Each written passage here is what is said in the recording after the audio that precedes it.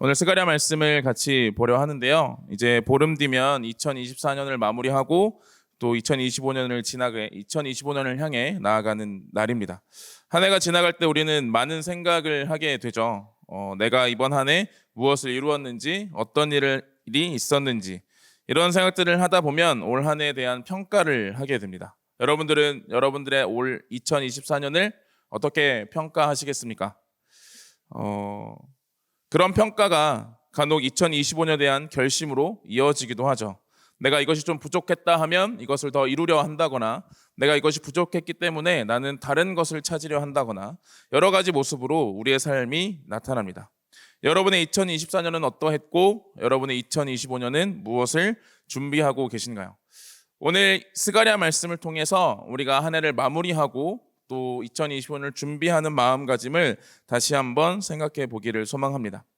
오늘 같이 읽은 스가랴 말씀은 스가랴 선지자가 하나님의 말씀을 전한 유다가 바벨론 포로로 70년이 지난 70년 이후에 포로에서 해방되어 예루살렘에 온 이스라엘 백성들을 향해 선포했던 말씀입니다. 스가랴 선지자가 활동했던 시대가 이스라엘 백성들이 바벨론의 포로에서 복귀한 이후에, 돌아온 이후에 했던 하나님의 말씀이라는 것이죠. 우리가 이 말씀, 오늘 읽었던 그 환상의 내용을 좀 이해하려면 그 배경을 아는 게 좋습니다. 그 배경을 알면 사실 이 환상이 그렇게 어려운 내용도 아닐 겁니다. 이스라엘 백성들이 바벨론의 포로에서 귀환하게 된 것은 매우 갑작스러운 해방이었습니다. 에스라 1장 1절에서 3절 보면 이렇게 나와 있습니다. 제가 1절, 여러분들이 2절, 우리 다 같이 3절을 읽어보겠습니다.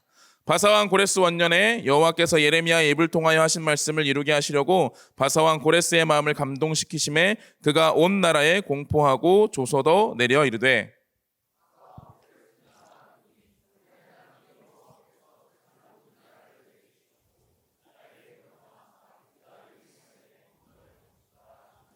같이 읽겠습니다. 이스라엘의 하나님은 참 신이시라. 너희 중에 그의 백성된 자는 다 유다 예루살렘으로 올라가서 이스라엘의 하나님 여호와의 성전을 건축하라. 그는 예루살렘에 계신 하나님이시라. 아멘. 이스라엘 백성들이 바벨론의 포로로 잡혔습니다. 그리고 바벨론이 멸망하고 페르시아, 성경에는 바사라고 나와 있는데 페르시아의 고레스라고 하는 왕이 그 지역을 통치하며 이스라엘 백성들을 이제 그 가운데서 통치하고 다스리던 왕이 되었습니다. 그런데 페르시아의 왕이었던 고레스에게 갑자기 하나님께서는 나타나셔서 말씀하셔가지고 이스라엘 백성들을 예루살렘으로 돌려보내라 이야기한 겁니다. 이스라엘 백성들에게 찾아온 해방은, 이스라엘 백성들에게 예루살렘의 귀환은 갑작스럽게 찾아온 일이었습니다. 그들이 계획한 것도, 그들이 준비한 것도, 그들이 이것을 위하여 노력한 것도 아니었는데 하나님께서는 고레스라고 하는 왕에게 나타나셔서 그들을 예루살렘 성전을 다시 짓게 하기 위하여 예루살렘 땅으로, 이스라엘 땅으로 돌아오게 하셨다라는 것이죠. 이러한 명령은 사실 하나님께서 이미 예언하셨던 명령이었습니다. 단지 이스라엘 백성들이 그것을 다 몰랐을 뿐인 거죠. 우리가 계속해서 이사야 말씀을 봤었는데 이사야 44장 28절에 이렇게 나와 있습니다. 고레스에 대하여는 이르기를 내 목자라, 그가 나의 모든 기쁨을 성취하리라 하며, 예루살렘에 대하여는 이르기를 중건되리라 하며, 성전에 대하여는 내 기초가 놓여지리라 하는 자니라. 아멘. 고레스가 실제로 이 일을 행하기 전 약 200여 년 전에 이사야 선지자를 통해서 그 이름과 그가 행할 일을 하나님께서 예언하셨던 것이죠. 그리고 그 실제 역사가 지금 스가랴 선지자 시대에, 이미 에스라 시대에 이루어졌다라고 하는 것을 보여주고 있는 겁니다. 그렇게 200년이라는 시간이 지나서 하나님은 그 말씀과 그 약속을 기억하시고 그것을 이루어 가시고 성취하는 것임을 보여주고 있는 것이죠. 그래서 고레스라고 하는 왕을 통해서 그들은 예루살렘으로 돌아오게 되었습니다. 그때 돌아온 사람들의 숫자를 에스라서는 기록하고 있는데 에스라 2장 64절에 이렇게 나와 있습니다. 온 회중의 합계가 42,360명이요 라고 합니다. 몇 명이요? 42,360명이랍니다. 여러분 많을까요? 적을까요? 많아요. 그럼 이 말씀을 우리 같이 한번 보겠습니다. 민수기 1장 46절입니다. 같이 한번 읽어볼까요? 시작. 계수된 자의 총 계는 60만 3,550명이었더라. 몇 명이요? 네, 60만 3,550명. 그리고 아까 몇 명이었죠? 42,360명. 몇 배 정도 되나요? 20배요.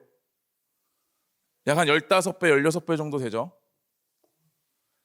앞에 읽었던 에스라의 말씀은 바벨론에서 예루살렘으로 성전을 재건하기 위하여 돌아왔던 포로의 수였습니다. 뒤에 읽었던 민수기의 말씀의 수는 어떤 백성들의 수일까요? 언제의 수일까요? 언제 셌던 수일까요? 몰라요. 그렇죠? 모를 수 있습니다. 애굽에서 모세를 통해서 이스라엘로 돌아오는 애굽의 포로에서 돌아왔을 때의 숫자를 보여줍니다. 이 기간이 약 1000년 정도 됩니다. 대략적으로 그렇다는 거죠. 애굽에서 돌아온 사람들은 66만 명에 달하고 그것도 20세 이상의 남자라고 민수기는 계수합니다. 더욱이 레위인들은 빠졌다라고도 이야기했습니다. 그런데 에스라의 말씀을 보면 레위인들까지 포함해서 특정한 나이대와 성별을 지정하지 않고 6만 명이라 이야기하는 겁니다. 다시 한번 질문하겠습니다. 예루살렘으로 돌아간 포로의 숫자가 많나요? 적나요? 인정하고 싶지 않으신가 보네요. 적잖아요. 그렇죠? 애굽에서 포로로 돌아갈 때 그들이 그곳에 다시 나라를 회복하여 가기 위하여 가나안 땅에 들어갈 때 숫자는 66만 명이었습니다. 그런데 지금 예루살렘으로 돌아가 바벨론 포로에서 돌아가 그들이 갔던 사람들의 수는 42,360명에 불과하다는 것이죠. 이렇게 적은 수가 예루살렘에 돌아왔습니다. 그들에게 하나님께서는 고레스 왕을 통해서 예루살렘 성전을 재건해야 하는 역할을 주셨습니다. 그렇게 그들이 돌아와서 4만여 명이 자신들의 재산, 어찌 보면 그 가운데 바벨론 포로 생활 가운데 있던 모든 것을 다 가지고 와서 이제 성전을 재건해야 했다라는 것이죠. 성전 재건을 그렇게 시작했습니다. 적은 수의 사람들이 그리고 그들이 가지고 있는 몇 안 되는 여러 가지 모습들을 통해서 성전 재건을 시작했다는 것이죠. 성전 재건이 순탄하게 되면 어때요? 재미가 없겠죠? 성경 읽을 때 재미가 없잖아요. 성전 짓자마자 금방 끝나네? 이러면 재미가 없잖아요. 당연히 어떤 일이 일어나요? 방해하는 사람들이 생기는 거죠. 누가 방해할까?